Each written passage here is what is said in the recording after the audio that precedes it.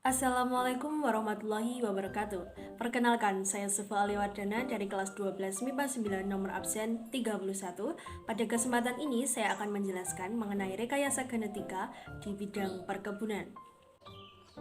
Pengertian dari rekayasa genetika.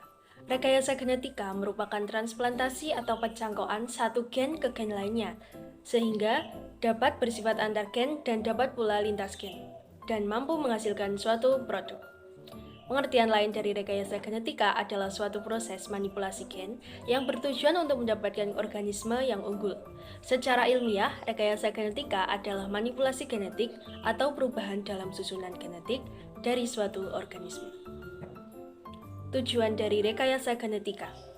Tujuan rekayasa genetika di bidang perkebunan yaitu dapat menunjang kebutuhan pada manusia dalam mengolah sumber daya alam dengan memanfaatkan suatu tanaman menjadi produk yang lebih bermanfaat lagi. Pemanfaatan suatu tanaman dalam bidang perkebunan ini dapat dilakukan dengan berbagai metode atau cara dalam pembuatan tanaman transgenik.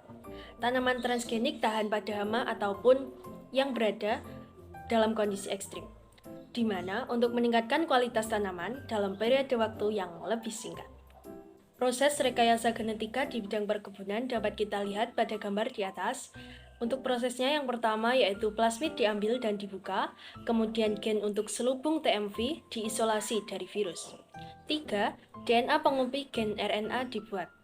Setelah itu gen disisipkan ke plasmid, plasmid disisipkan lagi ke bakteri. Kemudian untuk gen TMV dipindahkan ke sel kromosom tumbuhan sehingga tumbuhan kebal.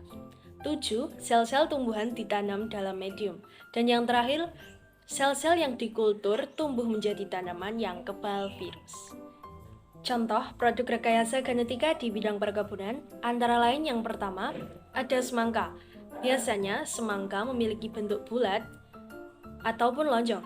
Namun kali ini semangka dapat berubah bentuk menjadi bentuk kotak, segitiga ataupun hati. Yang kedua ada buah kuku melon. Buah kuku melon merupakan persilangan antara semangka, timun, dan jeruk nipis. Dan yang terakhir atau yang paling populer di kalangan masyarakat saat ini yaitu buah semangka tanpa biji. Manfaat dari rekayasa genetika di bidang perkebunan ada banyak. Yang pertama, yaitu menghasilkan tanaman yang sempurna, yang memiliki sifat tahan terhadap hama dan herbisida, termasuk yang disebabkan oleh virus. Yang kedua, menghasilkan tanaman yang memiliki umur simpan yang jauh lebih panjang daripada teknik penyimpanan minimal. Yang ketiga, menghemat pemanfaatan lahan perkebunan. Keempat, meningkatkan rendemen dan produktivitas, mengurangi resiko gagal panen, mereduksi kehilangan dan kerusakan pasca panen.